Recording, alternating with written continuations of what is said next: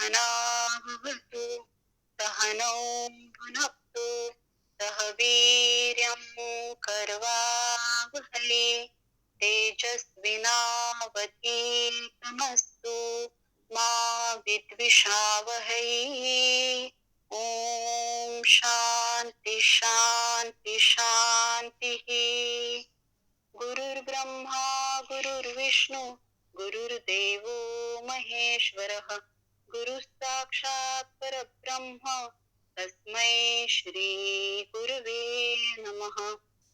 शुकासारखे पूर्ण वैराग्य जाते वसिष्ठा परिज्ञान योगेश्वराते कवी वाल्मिका सारिका मान्य ऐसा नमस्कार माझा सद्गुरु रामदासा.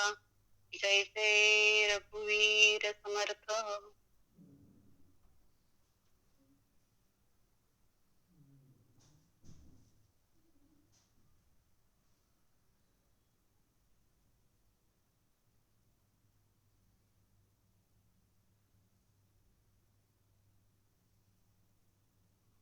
हा, सगळ्यांना हरिओम. कुठपर्यंत आलोय आपण?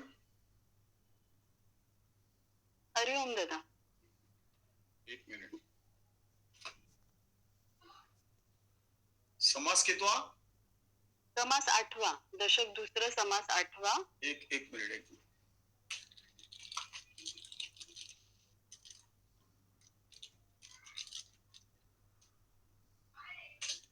एक मिनिट, मी जरा उशिरा आलो.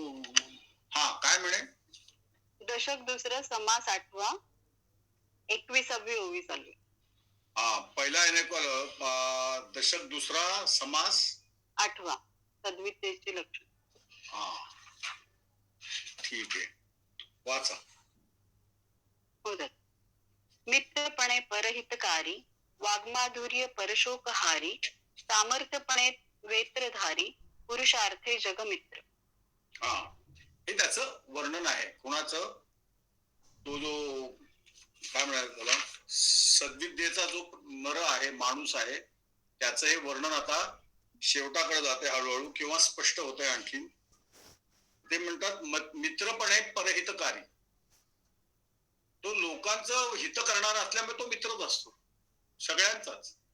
असं फार अवघड असतं, कारण आपण generally we make choices to make friends. त्याची गंमत काय आहे, तो लोकांचं हित करत असल्यामुळे सगळे लोक त्याचे आपोआपच मित्र असतात, असा विषय. म्हणजे they choose him to be their friends. त्यामध्ये म्हणतात मित्रपणे परहितकारी, वाग्माधुर्ये परशोकहारी. त्याच्याकडं इतकी सुंदर आणि मधुर पद्धतीने त्याची बोलण्याची पद्धत असते. जसे काही काही डॉक्टर आपल्याला कसे विश्वासाचे वाटतात, त्यांना भेटल्यानंतरच आमचं जरा त्रास कमी होऊन जातो. म्हणजे अशी त्यांची क्रेडिबिलिटी असते किंवा त्यांचं वर्तन असतं. तसं ते म्हणतात वाग्माधुर्य परशोकहारी. दुसऱ्यांचा शोक नष्ट होईल असं सत्य आणि मधुर वचन त्याच्यापाशी असतात. सामर्थ्यपणे वेत्रधारी. He can control the people. Can control the people म्हणजे आता जो लोकांच्या हितासाठी वागतोय त्यांना ऑलरेडी कळलं, तर मग बाकीचे काउंट काय बोलतात हा विषय नाही. हा, त्यामुळे तो आपोआपच त्यांना कंट्रोल पण करतो, पण नॉट फॉर हिज ओन सेक. हा, पुरुषार्थे जगमित्र. अशा माणसाची मैत्री करायला लोकांना आवडते, की ज्यांच्यापाशी काही व्हॅल्यू आहे, पौरुष आहे, है ना. आपण सुद्धा काही असलं आणि समजा तुम्हाला शरद पवार भेटले, तरी ते नक्कीच श्रेष्ठ आहेत. का? तुम्ही नक्की त्यांची ओळख काढण्याचा प्रयत्न करा, है ना. आमचा तो एक काँग्रेसचा कार्यकर्ता आहे राष्ट्रवादी, तो माझा एकदम खासम खास दोस्त आहे. का? आहे त्यांच्याकडे सामर्थ्य. हा, पुरुषार्थे जगमित्र. हा, त्यात सत्वगुणाचे आहेत की नाही वेगळा विषय, पण राजकारणाला सत्वगुण फार बाळगता पण येत नाही. पण सध्या तो विषय नाही. सध्या सद्विद्येचा म्हणजे सात्विक गुणाचा प्रभाव आणि चातुर्याचा प्रभाव ज्याचा आहे या जगावरती किंवा त्याच्या आजूबाजूच्या परिसरामध्ये, त्याचं वर्णन चालतं. ठीक आहे. संशय छेदक विशाळ विशाळ वक्ता, सकल कुप्त असोनी श्रोता, कथा निरूपणी शब्दार्था जाऊच नेदी. हा, आता काय म्हणतात? संशय छेदक म्हणजे त्याचं बोलणं जर ऐकलं तर तो ज्या विषयाबद्दल बोलतोय त्या विषयाचं स्पष्ट ज्ञान आणि त्या विषयाबद्दल कोणाच्या मनात संशय असतील किंवा ज्ञान पक्क नसेल तर तो त्यांचा संशय घालवू पण शकतो. दोन्ही आहे. हम्म. संशय छेदक विशाळ वक्ता, प्रतिपादन अतिशय व्यवस्थित करतो आणि त्या विषयात जर काही संशय असतील तर ते त्याचे घालवण्याचे सामर्थ्य त्याच्या वचनात आहे. सकळ क्लुप्त असोनी श्रोता, सगळं जरी त्याला माहित असेल पण कुठं ऐकायचा विषय आला तर तो असं म्हणत नाही या विषयात तर मी फार पुढे आहे, त्याचं काय ऐकायचंय, हा तर कालचा मुलगा आहे. आपल्याकडं अजिबात असं सांगितलेलं नाही. एखादा पद्मजन्मना म्हणजे ब्रह्मदेव जर चुकीचं बोलत असेल तर त्याची ऐकायची गरज नाही. हा. आणि एखादा लहान मुलगा जर योग्य गोष्ट बोलत असेल तर आपल्याला ते ऐकायला पाहिजे. म्हणजे मुळात आपल्यापाशी कान असला पाहिजे. आणि मग त्याप्रमाणे जरी आम्हाला एखादा विषय माहित असला तरी त्याच्यात श्रेष्ठ वक्ते आहेत, हा, तर त्यांचंही किंवा तुमच्या बरोबरीचे आहेत त्यांचं सुद्धा तो भाषण ऐकतो, कारण त्याच्यात पॉइंट्स त्याला मिळू शकतात. आणि तो कथा निरूपणी शब्दार्था जाऊच नेजी. याचा अर्थ काय झाला?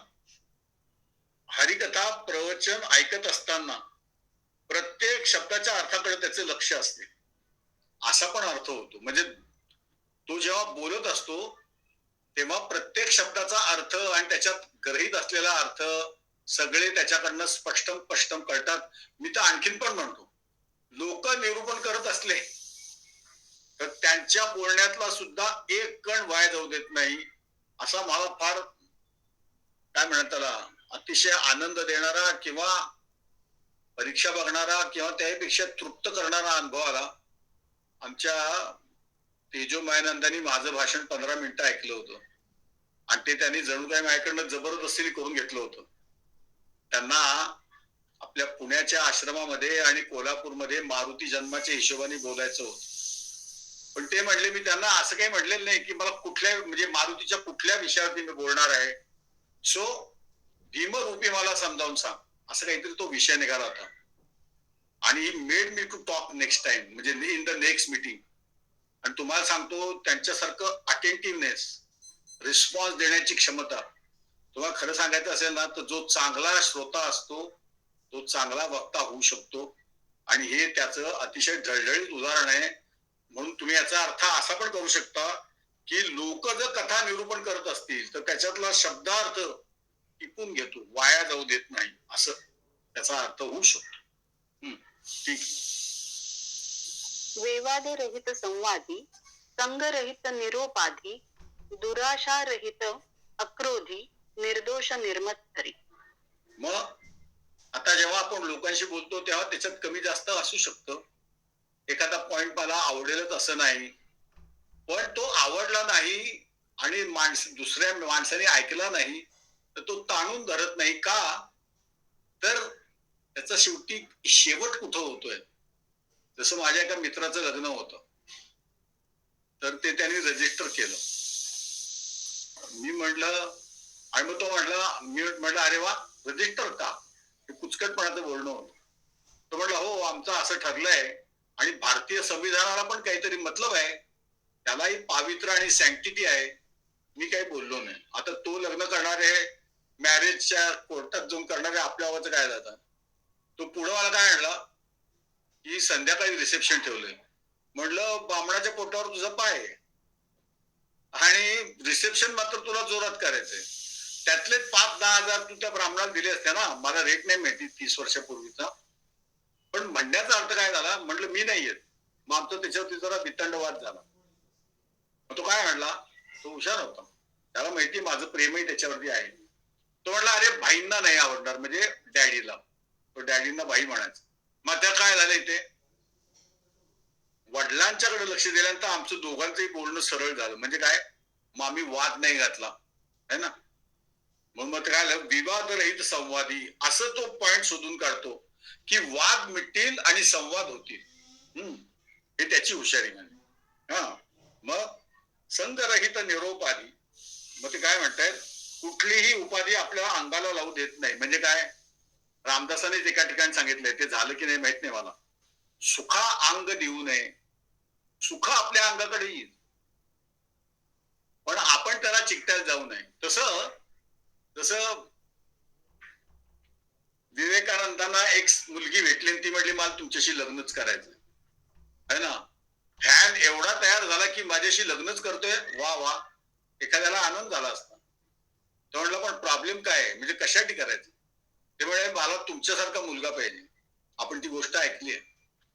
त्याने काय केलं, हे म्हणजे बोलतं संन्याशाने लग्न करायचं म्हणजे कुठून सुरुवात होईल हा आणि कुठं जाऊन पोचेल, ते कुठं जाऊन पोचेल वरती विवेकानंदांनी भाष्य केलं की तो 16-17 वर्षाचा झाल्यानंतर कळेल काय तो खरंच हुशार आहे, शहाणा आहे की नाही. तो म्हणला एवढे सगळे कष्ट, एवढे सगळे काय म्हणतात त्याला ऍडजस्टमेंट आणि काय काय करून तत्वाला मुरड घालून हे सगळे उद्योग करण्यापेक्षा मी तुझा आत्ताच मुलगा आहे, याला काय म्हणतात, भलत्या गोष्टीशी आपल्या उद्दिष्टाच्या व्यतिरिक्त गोष्टीशी तो संग करत नाही, असोसिएट होत नाही. याचा अर्थ तोडून वागतो असंही नाही. स्वामीजी म्हणले मी तुझा आत्ताच मुलगा आहे है ना, एवढा तरुण तडफदार मुलगा तुला तरी कुठं मिळाला असता. त्याला म्हणतात संगरहित, निरुपाधी. तो असोसिएशन मध्ये जातो पण it doesn't associate himself with the world outside. लोकांच्या मध्ये राहतो पण त्याचं वर्तन काही वेगळंच असतं. हा, आणि निरुपाधी, तू कुठल्याही गोष्टी वाढवून ठेवत नाही. हा, ते म्हणतात संगरहित, निरुपाधी, दुराशा रहित. ज्याच्या अंतकरणात दुराशा असते ना, असंच झालं पाहिजे, तसंच झालं पाहिजे, I don't take no for an answer, हे अतिशय वाईट इंग्लिश वाक्य आहे. का तर कदाचित तुमच्यासाठी लोक काम करतील पण माझा हात जो व्यायाम करणार आहे ना त्याला साधा चहाचा कप पण नाही उचलता येणार, तेव्हा तुम्ही तुमच्या हाताला काय म्हणणार आहे, असं म्हणणार आहे का I don't take no for answer. उचलतो कप. आपण 70 किलोनी कर्लिंग केलंय, कप तर काय आहे 50 मिलीलिटरचा, 100 ग्रॅमचा, असं होणारच नाही. म्हणजे काय म्हणतात दुराशा नाही त्याच्या अंतकरणात. ज्याच्या अंतकरणात दुराशा आहे ना ती जनरली परिपूर्ण होत नाही, म्हणून त्याला दुराशा म्हणतात है ना. म्हणून ते म्हणतात असं असलं की हळूहळू क्रोधच येतो. आमचं कोणी ऐकत का नाही, अरे प्रत्येक जण आपापल्या वासनेप्रमाणे त्याला काय म्हणतात प्री डेस्टिन्ड आहे, त्याला म्हणतात सेल्फ गायडेड मिसाईल, ते त्याच्या पद्धतीने जाऊन पडणार आहे.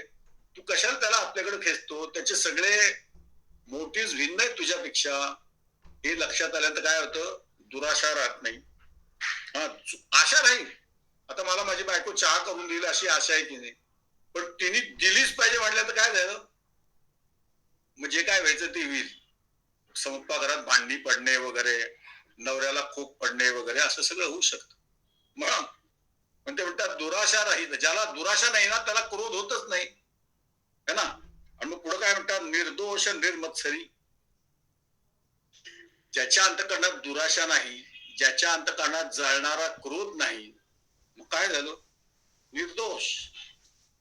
आणि तो कोणाचा मत्सरही करत नाही. मत्सर काय माहितीये का, मत्सर हा क्रोधच असतो पण काटा टोचणे आणि काट्याने पायात भोवरा करणे ह्याच्यात फरक आहे.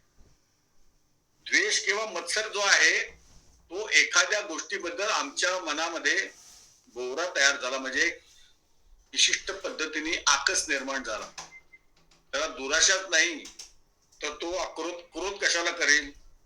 त्याच्यापाशी क्रोध नाही आणि अत्यंत वेगवान कामवासना नाही, तो जवळजवळ निर्दोषच झाला. आणि आणखीन एक त्याच्यावरती रामदासांनी सांगितलं काय, निर्मत्सरी. मत्सर कोणाचा असतो, ह्या लोकांचं एवढं भाग्य कसं काय, ते तर काही घासत पण नव्हते, एवढे कष्ट पण करत नव्हते, तरी त्यांना देवाने एवढी अक्कल कशी दिली है ना. तशी काय लायकी नाही, लोकांनी त्यांना नुसतं डोक्यावरती उचलून धरलंय.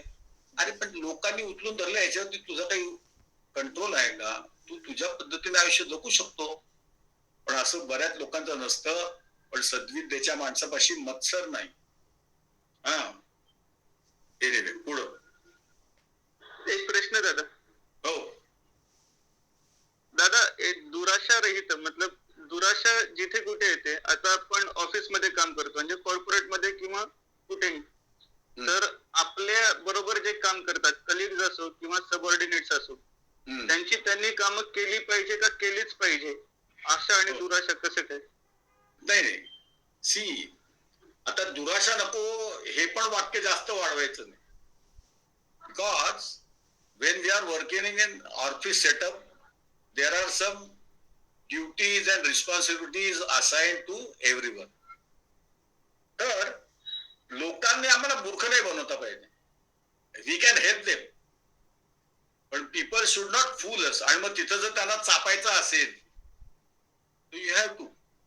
आणि त्यांना चापत असताना किंवा त्यांना मार्ग दाखवत असताना आपल्यापाशी 100% परफॉर्मन्स पाहिजे, तर तुमच्या बोलण्याला अर्थ पण राहतो. त्यामुळे असं काही घाबरायचं कारण नाही. If someone has faltered, we can tell him nicely. Second time we can give him reprimand, and then we can issue a memo also. पण एकदा हाताखालच्या माणसाला असंच लक्षात आलं की we cannot act funny with this person, मग सगळं line वरती चालतं, त्याला काही प्रॉब्लेम नाही. तुम्हाला हेच विचारायचं होतं का आणखीन काय विचारायचं? नाही म्हणजे ती आशा राखणं का दुराशा राखणं असं तुम्ही म्हणालात तसं की ते जास्त विषय हा करेक्ट. आता गंमत अशी आहे, there are 2 type of live we are living. एक आहे माझं वैयक्तिक आयुष्य आणि एक आहे माझं प्रोफेशनल आयुष्य. तर प्रोफेशनल आयुष्यात if you don't do things like this, you will have to find your way and that is highway, असं सांगता याला काहीच हरकत नाही. पण हे काम काढून कसं घ्यायचं ही प्रत्येकाची कला आहे. तुम्हाला एक गंमत सांगतो. त्या उदाहरणात दोन्ही पद्धतीचे बॉसेस आहेत. आम्हाला इंग्लिश धडा होता बहुतेक तो, किंवा हो इंग्लिश धडा होता बहुतेक. काय झालं की LMN म्हणजे उत्तर आफ्रिकेमध्ये सेकंड वर्ल्ड वॉर जोरात चालू होती. ब्रिटिश आणखीन काय म्हणतात त्याला, रोमेल म्हणजे जर्मन लोक. एके दिवशी काय झालं, त्या रोमेलच्या पथकातला एक कॅप्टन, 2 सैनिक, एक ड्रायव्हर आणि तो, अशी 4 माणसं जीप मध्ये बसली होती. आणि they started for some destination or something. काय झालं, कोरड्या वाळूचे पण क्विकसँड असतात बरं का, चिखल नसलेले पण क्विकसँड असतात. दलदल असते पण कोरड्या मातीची. तर त्यात त्या गाडीचं चाक फसलं समावून. एकच फसलं नशीब. सो अडकल्यानंतर खालती बघितलं तर दोन्ही किंवा एक चाक अडकलेलं आहे पुढचं. मग काय सुरू झालं, ढकलाढकलीचा विषय सुरू झाला. मग आता हा बॉस असल्यामुळे तो काय करतोय, खाली उतरा, धक्के मारा, है ना. तर मग खाली उतरून जो काम करतोय तो म्हणणार, हा बॉस जर खालती उतरला तर गाडीचं वजन पण कळत नाही, कमी होईल, कळत नाही बावटाला, पण तो बॉसला काही म्हणू शकत नाही. सैन्यात तर शक्यच नाही. आणि मग ते 2 सैनिक ढकलतायत ती गाडी. जीपला खरं पॉवर जास्त असते, पण मे बी तो क्विकसँड जरा ताकदवान होती. आणि मग तो त्यांचा सगळा कुळांचा उद्धार करत होता, बसलेला कॅप्टन. फुकटचा खातात, अंगात शक्ती नाही, हेच काय आहे, तुम्ही सगळे व्यायाम करता, पीटी करता, त्याचा काय उपयोग आहे. आणि ड्रायव्हर इकडे ते चावीमध्ये डर डर डर, काय first gear, back, reverse gear, जे काय असेल ते. असं एक 10 मिनिटाचा खेळ झाला. मग जरा ते हापत होते. तो परत म्हणत होता, चला चला कामाला लागा. आता गाडी काय फारशी हल्ली नाही जागची. आणि हे सगळी धुमाकूळ चाललेलं असताना तिथनं एक सिंगल सीटर म्हणजे एकच ड्रायव्हर गाडीमध्ये, असा जीप मध्ये एक माणूस आला. वाळवंटात कटकट नको म्हणून त्यांनी सगळं बांधून घेतलं, ते कान बिन, ओव्हरकोट होता. तो खालती तिथं त्यांच्या शेजारी आला, उतरून तो म्हणला, एनी प्रॉब्लेम. आधी तो गाडीत होता समजा. तर तो कॅप्टन त्याला तोऱ्यातच म्हटला, दिसत नाही का आमची गाडी फसलेली. Well if you want to help please help, don't ask questions. बर, तो काय त्याला म्हणला नाही तो ड्रायव्हर. त्याने ती गाडी जरा बाजूला उभी केली आणि ते 2 मागं जे ढकलणारे लोक होते ना, त्यांच्याबरोबर हा पण घुसला. ठीक आहे, 2-5 मिनिटं जरा धडपड झाली आणि ती गाडी निघाली बाहेर. हा, आता थँक्यू वगैरे काय म्हणण्याच्या अवस्थेत तो कॅप्टन होता बहुतेक. पण तो जो नवीन आलेला ड्रायव्हर होता गाडीचा, त्याने आपला ओव्हरकोट झटकायला सुरुवात केली. आणि काय झालं, त्याची ओव्हरकोटाचा म्हणजे एक बाजू निघाली, त्याच्यावरती फुल डेकोरेशन होती जनरल असल्याची, बर का. तर त्या कॅप्टनच्या लक्षात आलं की त्याची गाडी ढकलत कोण होतं, जनरल रोमेल. हा, जो दोस्त सैन्याला अगदी सळुका पळ करून सोडत होता. शेवटी हिटलरने त्याला मारला, ती गोष्ट निराळी. पण तो कॅप्टन लगेच खाली उतरला आणि त्याने जनरलला सॅल्यूट केला. पण आता काय झालं, काही वेळेला तुम्हाला डेमॉन्स्ट्रेट करू, काही वेळा तुम्हाला नीट शब्दात सांगू, काही वेळेला तुम्हाला रिप्रिमांड, पण तुम्हाला स्टाईल नाही ठरवता येणार की जो अत्यंत उद्धट आहे त्याच्या पुढं मी फार गोड बोलूनही काही उपयोग होईल असं काही नाही. So basically I am here to move my work along with others, they are also suppose to perform. तर मी त्यांच्याकडनं काम कसं काढून घेतो हे सगळ्यात महत्वाचं आहे. आणि माझा कुठल्या टाईपच्या लोकांशी संबंध आहे, फोर्थ क्लासशी आहे, थर्ड क्लास म्हणजे आपल्या ऑफिस मधले शिपाई किंवा पिऊन कारकून है ना, का मग जरा सेकंड ग्रेडचे का हाय ग्रेडचे. सो आम्हाला तो पण विचार करायला लागेल की नक्की कुठल्या टाईपच्या माणसाशी बोलतोय आणि त्या माणसाचा पण टाईप काय आहे इंडिव्हिज्युअल, त्याच्यावरती ठरतं. त्यामुळे you cannot have any specific काय म्हणतात त्याला decorum, so that they can execute or you can execute on them to make them work. तुम्हाला गंमत सांगतो, म्हणजे माझा मोठेपणा नाहीये, कारण माझ्याकडे मोठेपणा असण्याची चिन्ह फार कमी आहे. तुम्हाला गंमत सांगतो, सांगितली होती असेल तर कोणतरी हात वर करा. आमच्याकडं जिथं कमी तिथं आम्ही असे होतो.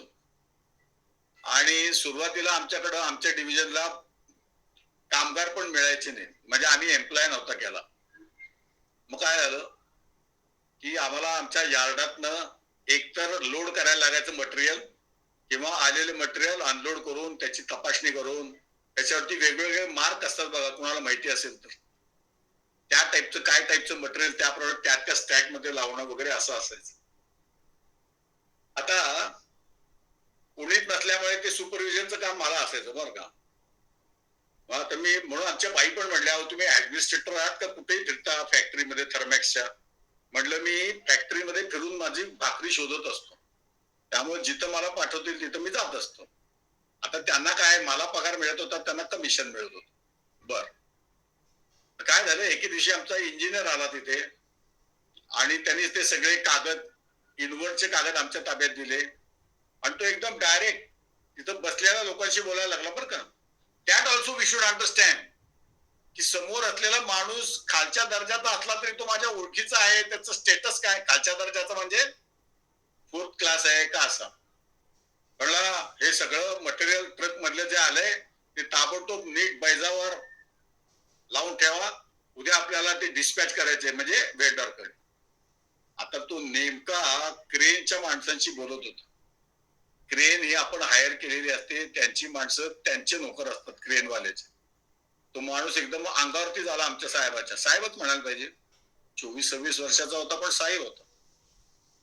तर म्हणलं साहेब आपल्याशी जास्त बोलायचं नाही, आम्ही फक्त तुमच्या माणसानी काय म्हणत त्याला मटेरियल त्या ह्याला गुंडाळलं की आमची क्रेन त्याला उचलणार त्या सामानाला, आणि आम्हाला सांगितलं इथं ठेवा की आम्ही त्या क्रेनच्या बरोबर चालणार आणि ते उतरवणार. हे चढवाय उतरायचं हुक लावण्याचं काम आम्हाला डायरेक्ट सांगायचं नाही. मामला बिघडायला लागला. मी कशी तरी ती क्रेन बोलवली होती. हा, आमच्याकडे सगळा कोकणस्थी कारभार होता, म्हणजे एकतर आमचं डिव्हिजन नवीन होतं, त्यामुळे आम्हाला जेवढा ओव्हरहेड कमी तेवढीच सुखाची हमी, त्यामुळे आम्ही क्रेन बोलवत नव्हतो. लोकांच्या जरा रिकाम्या असलेल्या, स्पेअर असलेल्या, त्यांचे स्पेअर कामाचे तास आम्ही आमच्याकडे वळवायचो. मी ते आमच्या इंजिनियरला म्हटलं, तू रोज हे काम करतो का, त्याला बाजूला नेऊन म्हणला, that also we should understand. मी त्यांना म्हटलं सर, अरे तू कशाला या भानगड करतो, रोज तू करतो का हे काम. मी करतोय ना, त्यांना कशाला उगाच सूचना देतो. त्याच्या लक्षात आलं आपला काहीतरी मामला बिघडतोय. त्यांनी कागद माझ्या हातात दिले आणि तो निघून गेला. मग मी पण तिथल्या त्या पाईप्स आणि लोखंडाच्या सळ्यांवरती बसलो होतो. मग मी जरा ते वातावरण शांत झालं आणि मग सगळ्यांना म्हटलं चला रे, हे आपलं नेहमीच काम आहे, आणि मी देतो ना तुम्हाला, हुक लावायला येतो ना तुमच्या बरोबर, मला काही प्रॉब्लेम नाही. ते म्हणले अहो आम्हाला माहिती हो साहेब, हा ना विनाकारण आवाज करत होता, आम्ही त्याचे बांधील नाहीये. आणि मी त्यांना काय म्हटलं, तर मी पण तुमच्याबरोबर हुक लावायला येतो, मी करायचो. ते म्हणले तुम्ही वरती क्रेन मध्ये बसा, आम्हाला काय करायचं ते आम्ही करतो. हा विश्वास आधी आम्ही आमच्या कलिगचा मिळवलेला आहे का, आमच्या हाताखालचा माणसाचा मिळवलेला आहे का, तर ते तुमच्याच एखाद्या एक्स्ट्रा काम सुद्धा करते, असा सगळा विषय. नाहीतर त्यांचं स्वतःचं काम पण ते नाही करणार. हे सगळं काय म्हणतात, जगामध्ये जगमित्र जिव्हेपासी असे सूत्र, you can befriend the world if your भाषा, आपली वाचा चांगली असेल तर, असं रामदास म्हणतात. हा, तर हे आपल्याला मॅनेजमेंटची सगळी प्रिन्सिपल रामदासांच्या पुस्तकात म्हणजे दासबोधातच आहे. जगा माझी जगमित्र. आणि मग गंमत काय व्हायची, भयान ऊन पडलेलं असायचं 1-1.5 वाजताचं. आता मी म्हातारा होत चाललो होतो.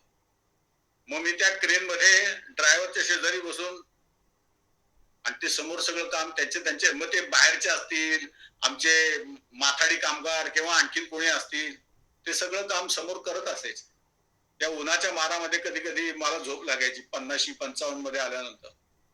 पण म्हणण्याचा अर्थ काय की माझी वाचा, माझं इंटेंट आणि माझं उद्दिष्ट मला जे ऑफिसने दिलेलं आहे, आणि समोरची माणसं. तुम्हाला आणखीन एक गंमत सांगतो. नेमकं काय झालं की मला स्टडी ग्रुप पूर्वी पण असायचे. हा, म्हणजे बहुतेक मी स्टडी ग्रुप आणि करण्यासाठी नोकरी करत होतो, म्हणजे मग घरात बोंबावू नको. तर तो आमचा जो क्रेनवाला होता, तो 5:15 वाजता फ्री टाइम मिळाला त्याला. म्हणून आता त्याला फ्री टाइम म्हणजे काय, त्याला आमच्या कामानंतर दुसऱ्या डिव्हिजन मधली पण कामं होती. म्हटलं काय रे तू, म्हणजे तोपर्यंत अशी म्हणण्याची माझ्यापाशी हुकमत आली होती प्रेमाची. तो म्हटलं काय झालं साहेब, अरे म्हटलं आता 5:40 आमची गाडी येणार, मला गावात जायचंय, घरी जायचंय. तो म्हटलं बरं मग तुम्ही आत्ता आला तर हे काम कधी होणार, म्हणजे मला 7 वाजणार, आणि मुख्य म्हणजे काय, मला ग्रुपला जाता नाही येणार. तो काय म्हटला माहितीये, अहो साहेब एखाद्या दिवशी असं होतं, तुम्ही जा म्हटलं, आम्ही सगळं करतो. सगळा ट्रक त्यांनी त्याच्या जबाबदारीवरती उतरवला, आणि त्या सळयांची लांबी जास्त होती. दुसऱ्या दिवशी ते ट्रक मध्ये लोड करायचे होते परत वेंडरकडे पाठवण्यासाठी. तेव्हा मी होतो अर्थात. तेव्हा मला असं लक्षात आलं की त्यांचं वजन आणि त्यांची लांबी, कालच्या दिवशी सुद्धा त्यांनी दुसऱ्या क्रेनवाल्याला ताब्यात घेऊन काम केलं होतं. असं प्रोएक्टिव्ह कोणी होत नाही तुमच्यासाठी. आणि तुम्हाला गंमत सांगतो, दुसऱ्या दिवशी जेव्हा मी तिथं उभा होतो, तेव्हा त्यांनी तो दुसरा माणूस आणला होता, आता रेग्युलर, म्हणजे आम्हाला पण वेळ होता, रेग्युलर म्हणजे लोकांच्याकडनं भीक मागवून आणलेलं. तर ते पोरग जरा नवीन होतं, आणि हा माझा माणूस जो होता तो सिनियर होता ओळखीचा. तुम्हाला सांगतो, त्यांचे अँगल बदलले गेले ना जरा, ते जे समोरचा तो क्रेन होती ना, त्याची दोन्ही चाकं उचलली. फार डेंजरस पोझिशन मध्ये ते काम होतं, कारण जरा तुम्ही त्याची उचलण्याची हे गेली तर तरफ लागल्यासारखे त्याची 2 चाकच वर झाली मोठी. असं महत्वाचं काम तुम्ही नसताना सुद्धा लोक करू शकतात. For that what we should have. आपली पोझिशन काय आहे, तर माझी पोझिशनच नव्हती, ते फार बरं होतं. आमच्या थर्मॅक्स मध्ये मला काही किंमत नव्हती, त्यामुळे मला आवाज वगैरे वाढून बोलण्याची काही गरजच नव्हती. माझं सामान उतरवा, माझं सामान भरा, आणि ते डिस्पॅच होऊ द्या. सो आपण जेवढं क्लिअर असू आपल्या स्टेटस बद्दल पहिल्यांदा. नाही तर एका ठिकाणी काय म्हणलंय, अहो तुमचा पगार किती, तुम्ही बोलता किती, असा एक विनोद होता. So I should know my position in the first place. Then I am able to relate with the people and their respective jobs or responsibility. Then म्हणून आपल्याकडे एका ठिकाणी हिंदीत म्हटलंय, बोलिये तब जब बोली बे की रीती जानो. नुसतं सत्य बोलून उपयोग नाही, हे तुमचं काम आहे वगैरे असं म्हणून उपयोग नाही. हे कदाचित वरच्या मॅनेजरला एक वेळ हो म्हणते. बोलिये तब जब बोली बे की रीती जानो. त्यांच्या पोटात घुसून त्यांच्याकडनं तुम्हाला काम करून घेता आलं पाहिजे. याची पद्धत वेगवेगळी असू शकते, गोड बोलून असू शकते, आणखीन काय असू शकते. हे मात्र ज्याचं त्यांनी ठरवायचं की what type of people I what around. मुख्य म्हणजे ते माझे शत्रू नाहीये, असले ते माझे मित्र आहेत, आणि they are my business associate. ते पण काम करतात, मी पण काम करतो, तेव्हा मला 2 भाकऱ्या खायला मिळतात. जेवढं आपण प्लेन होऊ आणि लोकांच्या पोटात घुसून काम करू. तुम्हाला सांगतो, मला सुरुवातीला त्रास झाला म्हणजे मी स्वतः उचललेले पाईप्स किंवा ते जे गठ्ठे असायचे ना, त्याचं वजन जास्त असतं. एकट्यानं नाही उचललं, पण कोणी कामगार हाताशी घेऊन त्याला हुक लावलं, तेवढं तर करायला लागायचं की नाही. मी पण शिकलो. ते काही शिकणार का नव्हतं. पण तुम्हाला सांगतो, आमच्या कंपनीमध्ये मला 2 टनी क्रेन म्हणायचे, because I use to help. आणि एकदा ते सगळं माझ्या अंगावर पण फिरलं होतं. ठेवलेला अख्खा गठ्ठा उडला, फिरला माझ्या, आणि माझ्या बोटाला, म्हणजे मधल्या बोटाला हे झालं होतं, काय, एअरलाईन क्रॅक. पण तुम्ही घेऊन तिथं काम केलं, तुम्हाला पण कळतं की काय लायकीचं काम आहे, त्याच्यात डेंजर किती आहे. हा सगळा विषय मला वाटतो. आता I don't know whether I explain, पण लोकांच्या पोटात घुसून जेव्हा काम करून, तुम्हाला सांगतो, शिवाजी महाराजांच्या राज्यात रूल होते की नाही, होते. पण शिवाजी महाराजांचं राज्य कशावरती चाललं? प्रेमावरती चाललं. आमचा धनी आमच्याकडे पाहतो आहे, आणि आमचं जर काही कटकट निर्माण झाली तर तो आमच्या पोरा बाळांना उघडं पडू देणार नाही. त्यामुळे पावनखिंडीच्या प्रसंगी तो जो देशपांडे होते, जे कोणी, मुरारबाजी नाही, बाजीप्रभू, ते स्वतः मॅनेजर झाले. आणि ते राजांना म्हणतात 250 सैनिक घेऊन तुम्ही जा. ऑर्डर कोण देत आहे? बाजीप्रभू. आणि मी 250 माझ्याकडे ठेवतो. शिवाजी महाराज म्हटले तुम्ही 500च्या 500 घ्या. ते म्हटले नाही, विशाळगडावरती जेवण नाहीये, तिथं पण वेढा बसलेला आहे. एवढं प्लॅनिंग त्याचं त्या हातगाईच्या प्रसंगात शिवाजी महाराजांनी अशी माणसं तयार केली. तर हा विश्वास जर मी माझ्या लोकांना देऊ शकलो, आणि माझा बावळट माणूस जो होऊ दिला नाही, तर यू विल एक्सेल कुठेही केव्हाही. असंच मी सीईओच्या ऑफिसमध्ये पण घुसायचो, पण नंतर नाही घुसलो, कारण ते अगदी डेकोरमला मोडून होतं. तिथल्या असिस्टंटची पळापळ झाली की थर्ड पार्टीचा कुठलं तरी कॅरेक्टर डायरेक्ट सीईओच्या ऑफिसमध्ये घुसतं. पण तुम्हाला सांगतो, मला एकदा 2 मिनिटं उशीर झाला, आणि त्यांच्या फोनाफोनी झाल्या होत्या सीईओच्या आणि आमच्या ऑफिस मधल्या मॅनेजरच्या. ते म्हणले I am living in 20-25 minutes. आणि मी तेव्हा चिंचवडला होतो, आणि आमचे साहेब सीईओ काय म्हणत त्याला, शिवाजीनगरच्या थर्मॅक्सच्या मेन ऑफिसला होते. मी अक्षरशः 20व्या मिनिटाला त्या सगळ्या ह्याच्यात, आता माझी गाडी काय, मी काय, पण मी पोचलो. ते त्यांच्या गाडीत बसत होते पोर्च मध्ये. मला बघितल्यानंतर काय झालं, ते म्हणले चलो चलो let us go, I will sign your paper. रिसेप्शनिस्टच्या काउंटरवरती त्यांनी सह्या केल्या. आपल्या ऑफिसमध्ये पण नाही गेले, कारण त्यांना स्वतःची घाई होती. तुम्ही हा विश्वास निर्माण करता आला पाहिजे. आणि हा केवळ माझ्यामुळे झाला नाही.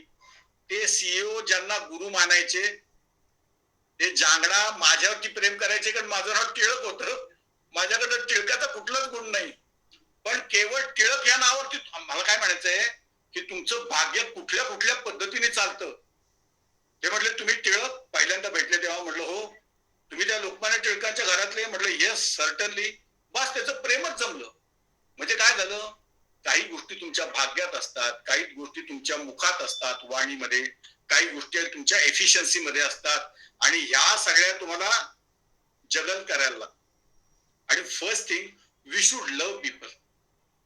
आपल्याला जेव्हा असं वाटतं ना की समोरचा माझा प्रतिस्पर्धी आहे, प्रतिस्पर्धी कंपनी एक वेळ प्रतिस्पर्धी असेल, आमच्याच ऑफिसमध्ये प्रतिस्पर्धी कसे असतील याचा पण, मग तुम्हाला सगळी सत्ता प्राप्त होते. सगळी सत्ता म्हणजे तुम्ही बोलू पण शकता. एकदा आमचे साहेब फार होते, ते बोलताना फार लागट बोलायचे, मध्येच काहीतरी विचित्र बोलायचे. एकदा असंच काहीतरी चालू होतं, काहीतरी सिरियस विषय चालला होता, ते नेहमीसारखं लागट बोलले, नंतर अंगाला लागेल असं बोलले. मी त्यांना म्हटलं केबिन मध्ये जाता का तो तुम्ही तुमच्या?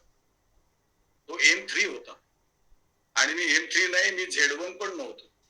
पण if you can create your character म्हणजे मी इथं कशासाठी आलो?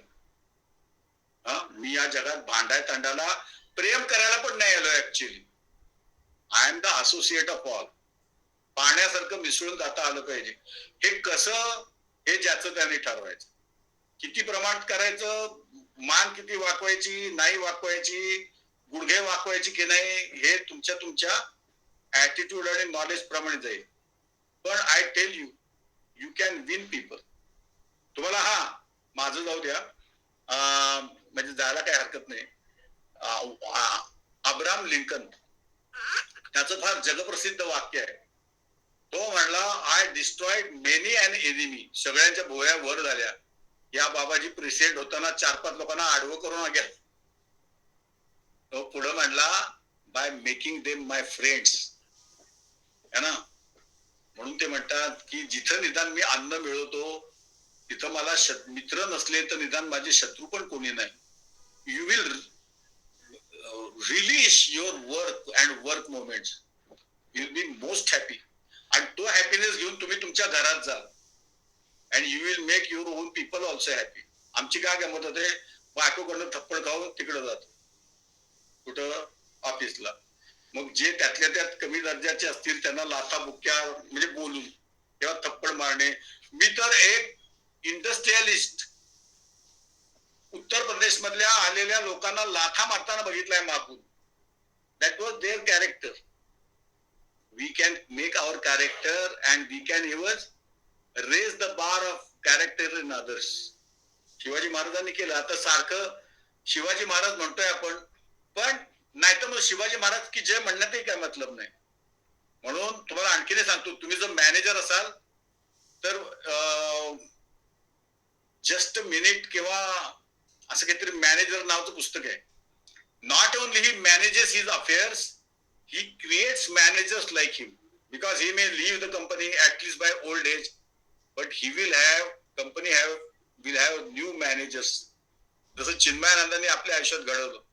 ते एक गेले असले तरी ब्रह्मानंद, पुरुषोत्तमानंद, तेजोमयानंद, उत्तरेकडे ज्योतिर्मयानंद, अगदी आणखीन उत्तरेकडे सुबोधानंद, असे मोठमोठे मास्टर तयार त्यांनी केले.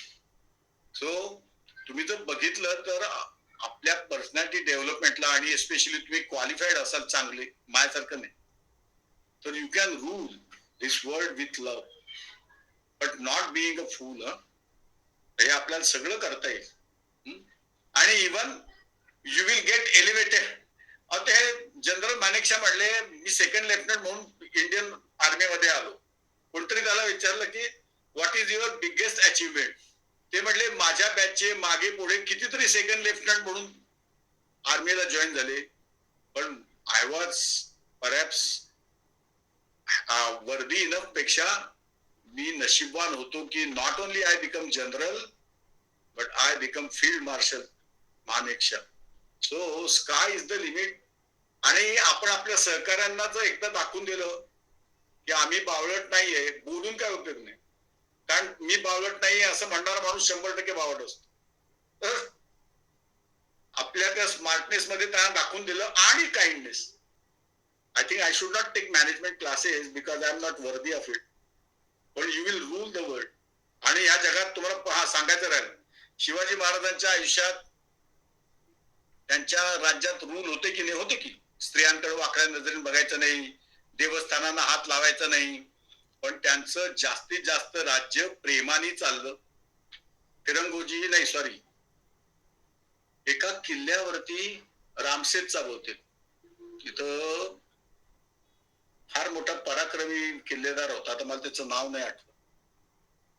दिलेर खानाने फास आवडला, 5,000 लोकांचे वेढा होता त्याच्या रामसेजच्या किल्ल्याला. शिवाजी महाराज मदत करू शकत नव्हते because he was already Ramji Pangare असं काहीतरी नाव होतं. करेक्ट, रामजी पांगेरा. तर आणि त्याला मदत मिळत नव्हती. संताजी वगैरे लोक काही फारसे पोचत नव्हते किंवा त्या काळचे सरदार छापा जास्त मारू शकत नव्हते. आणि मग त्या किल्ल्याचा फास आवडल्यानंतर खाण्याची पंचायत झाली. तो म्हणला, आता सगळं बरं आहे, भुकेने मरण्यापेक्षा मारण्यासाठी खालती कोण उतरतो? परत येण्याची शक्यता नाही. 5,000 फौजेवरती 500 गेल्यानंतर होणार काय? 500 मराठे एकत्र झाले आणि त्यांनी सांगितलं, दरवाजे एकदाच उघडणार आहेत, परत उघडणार नाही. पण दिलेर खानाला असा चूप देऊ.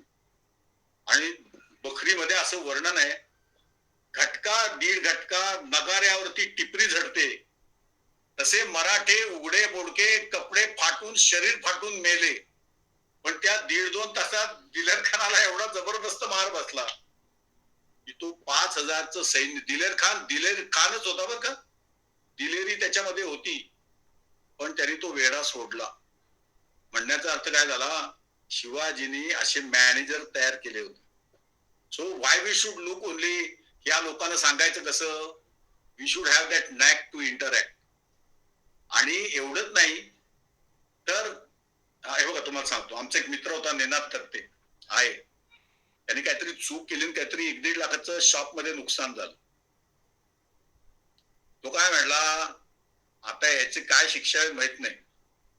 लोकांनी काड्या घालण्याच्या आधीच तो जेवणाच्या आधी मॅनेजर समोर जाऊन उभा राहिला. तो म्हणला, sir I made a mistake but I didn't mean it, that's why it is a mistake. हा, तर त्या सगळ्या गोष्टीचा जरा खेळखंडोबा झाला आणि 1-1.5 लाखाचं नुकसान झालंय आपल्या कंपनीचं.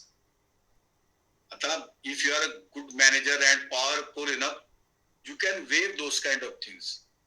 हा, यू कॅन आन्सरेबल आहात तर तुम्ही छाती टोकपणे सांगू शकता की अशी एरर ऑफ जजमेंट होऊ शकते. तर त्याने असं मनापासून कबूल केलं आणि तो म्हणला, यासाठी आपले हँडसअप आहेत, तुम्ही जे सांगाल ते आपण करू.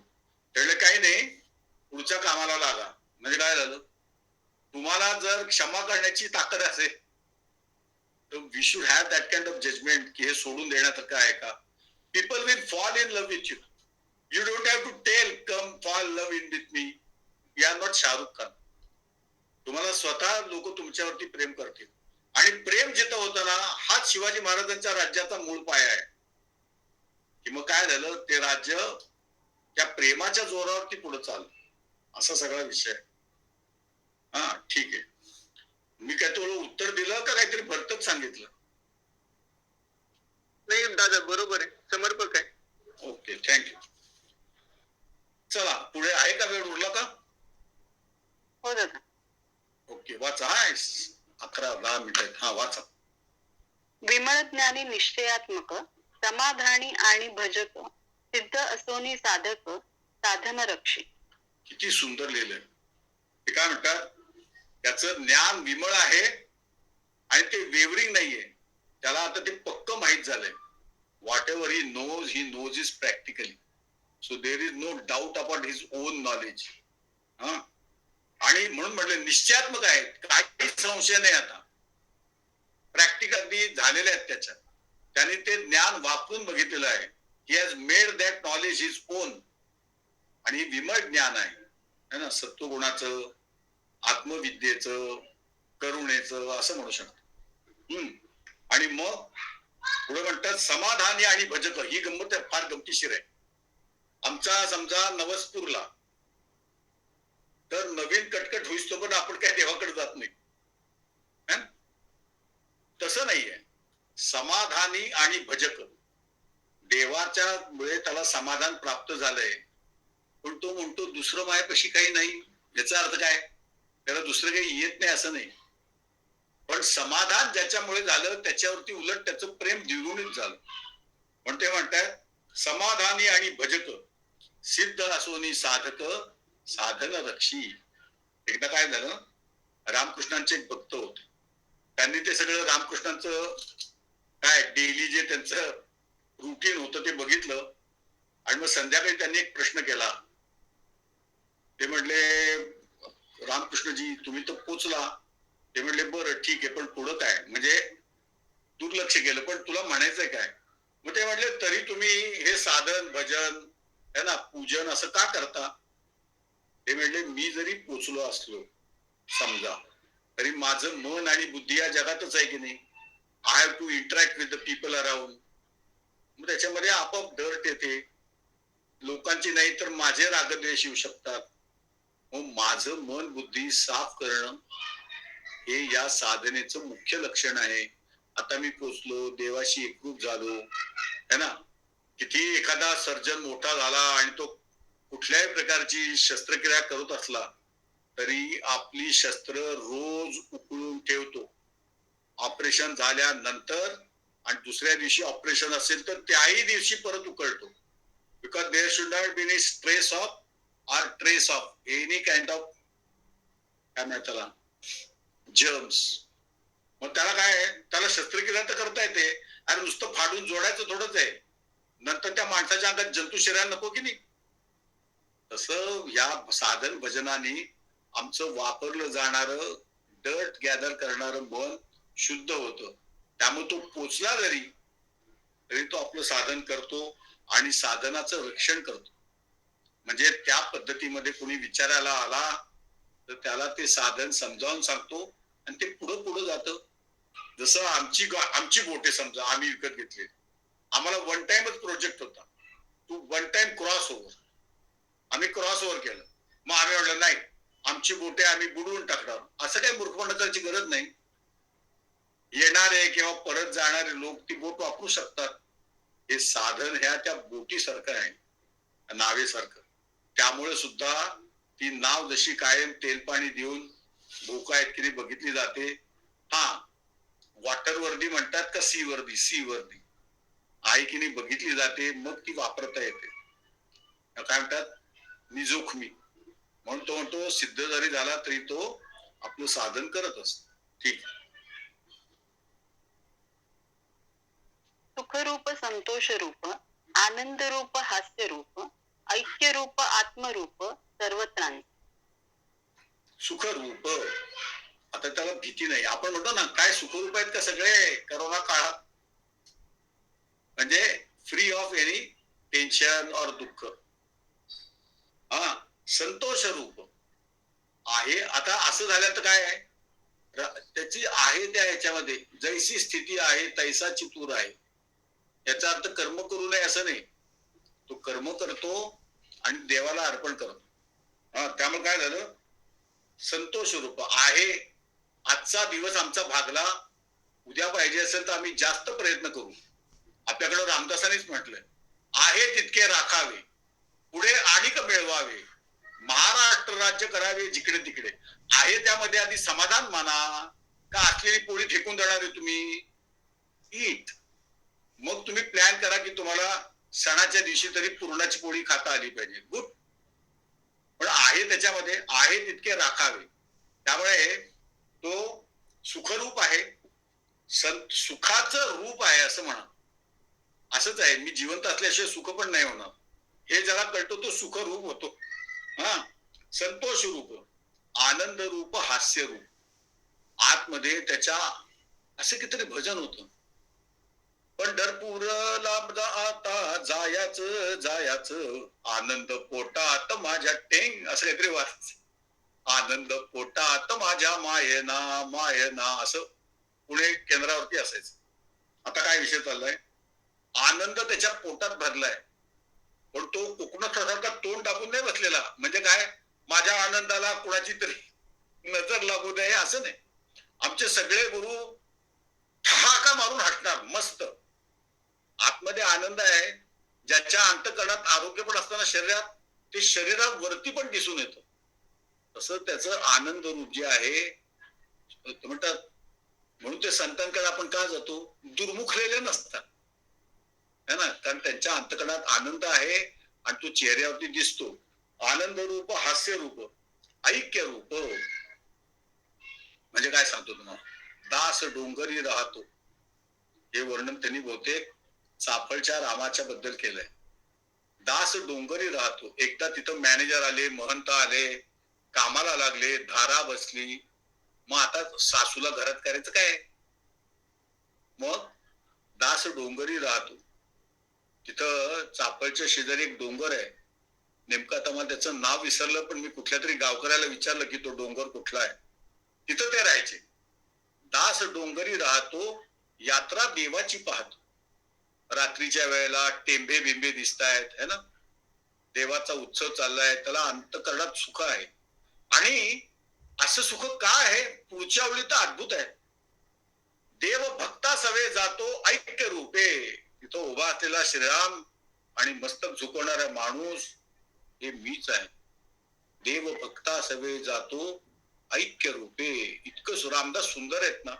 तसं ते म्हणतात, आनंद रूप, हास्य रूप, ऐक्य रूप. बाकीच्या लोकांपाशी मन आहे, माझ्यापाशी पण मन आहे. बाकीच्या लोकांपाशी बुद्धी आहे, माझ्यापाशी पण बुद्धी आहे. बाकीच्या लोकांपाशी वासना आहेत, माझ्यापाशी वासना आहेत. Only they differ in their expression. That is nice. नाही तर मग ते एकाच टाईपचे सगळे वागले असते रोबोट सारखे, तर तुम्हीच बोर झाला असता. पंचमहाभूत ती पण सगळीकडे सारखी आहेत. कुणाच्या मध्ये पृथ्वीचा अंश जास्त असतो, पण पृथ्वीचा अंश आणि बाकीचे पण महाभूत सगळ्यांच्या अंगात आहेत. आणि मी नावाची जाणीव पण ज्यामुळे सगळ्यांच्या अंतःकरणात चेतलेली आहे, त्याचमुळे माझ्याही अंतःकरणातली मीपणाची जाणीव तेवते आहे. मग काय झालं? ऐक्य रूप आत्मरूप हे सगळे माझीच प्रोजेक्शन्स आहेत, है ना. ते माझ्यामध्ये पण आहेत आणि माझंच त्यांच्या अंतःकरणात प्रतिबिंब पडलेलं आहे सर्वत्र. अशी याचा अर्थ काय झाला? मुसलमान वगैरे पण वेगळा नाही. शहाणा होऊन प्राप्त झाला असेल तर महाराजांनी त्यांचे धर्म न बदलता त्यांना शिष्य केलं आणि मुसलमानीमध्ये त्याच्या जवळपासच्या मठांमध्ये त्यांना मठाधिपती पण केलं. एवढी मोठी गोष्ट आहे. असं ते सांगतायत. ठीक आहे, ओके, पुढे वा.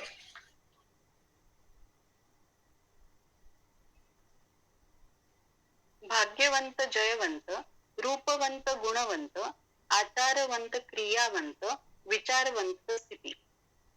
आता हे हळूहळू शिवाजी महाराजांच्या वर्णनाकडे हळूहळू निघाले बरं का. भाग्य असतं माणसाचं काही वेळेला, पण त्याच्या सहाय्याने माणसाने प्रयत्न करतात की नाही माहित नाही. जयवंत करण्यासाठी तुम्हाला हातपाय चालवायला लागतात, पण भाग्य असेल तर तो जय आणखीन लवकर प्राप्त होऊ शकतो.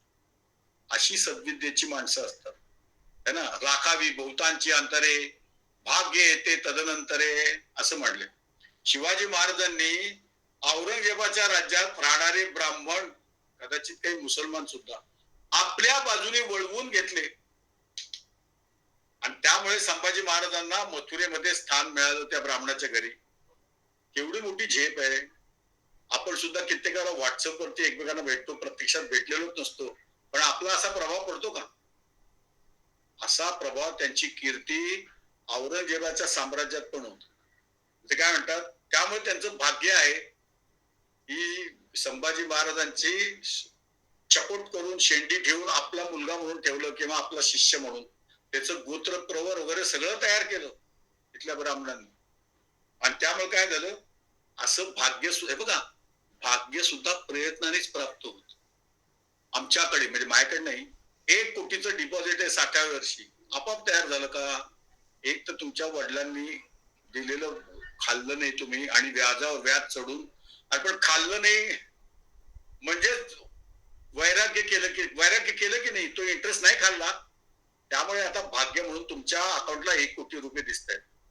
भाग्य सुद्धा आपल्याच कष्टाने निर्माण झालंय, ते राखायला लागतं आणि त्यात आपला पुरुष प्रयत्न आणखीन ऍड केला की ते झालं जयवंत, रूपवंत, गुणवंत. आता माझं नाक वाकडं असेल तर मी रूपवंत कसा असेल? याच्यावरती अब्राहम लिंकनने सांगितलं की जो खप्पड चेहऱ्याचा म्हणून प्रसिद्ध होता, उभा चेहरा, गाल, हात, आता मला आणखी त्याचं वर्णन नाही करता येत कारण मी नव्हतो त्यावेळेला, पण तो हँडसम म्हणून गणला जात नव्हता. आता दोन्ही गोष्टी सांगतो. तो जेव्हा प्रेसिडेंटच्या इलेक्शनसाठी उभा राहिला तेव्हा त्याला 12 वर्षाच्या मुलीने पत्र लिहिलं की तुमची उंची ताडमाड, हात लांब, बेडक नाही, पण तुमचा चेहरा खप्पड, तुम्ही जरा दाढी वाढवली ना तर तुमच्या चेहऱ्याचे खड्डे लपवून जरा तुम्ही बरे दिसाल, you live a better person. आणि ही सूचना अंमलात आणण्यासाठी रिसेप्टिव्हिटी ते अब्राहम लिंकन पाशी होती. हे 10-12 वर्षाच्या मुलीला काय माहितीये, मी या गावात मेयर पदापासून किंवा नगरसेवकापासून इथपर्यंत आलोय, तुम्हाला काय अक्कल आहे? असं म्हणलं की आपल्याला येणारे ज्ञानाचे सगळे इंडिकेटर बंद पडतात. त्यांनी तशी वाढवली, ही स्टार्टेड लुकिंग गुड, है ना. आता ते जिंकले, ते त्या गावात गेले की जिथून त्यांना पत्र आलं होतं. ते म्हणली कोण मुलगी आहे की जिने मला हे पत्र लिहिलं, because she contributed in my win. हा ऍक्सेप्टन्स लेवलला पण आहे, हे पण सौंदर्य आहे.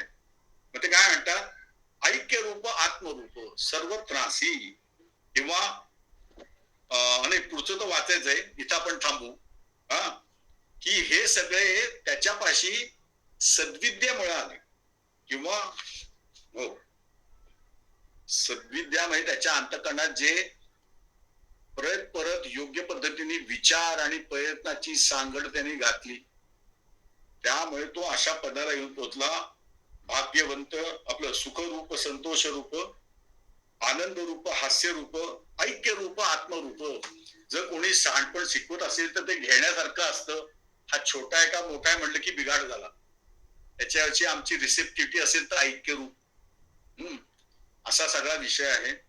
तर आपण ही सद्विद्या बहुतेक पुढच्या वेळेला तर पूर्ण करू आणि पुढच्या गुरुवारी भेटू. सगळ्यांना धन्यवाद. आधी आपण प्रार्थना म्हणू आणि मग आपला रोल कॉल घेऊ. म्हणा. ओम सर्वे भवन्तु सुखिनः, सर्वे सन्तु निरामयाः, सर्वे भद्राणि पश्यन्तु, मा कश्चित् दुःखभाग् भवेत्. ओम शांती शांती शांतिः. हरि ओम. श्री गुरुभ्यो नमः. हरि ओम. चला मग प्रियांका आहे, योगेंद्र म्हणजे त्याची आई आहे, कुणाल आहे,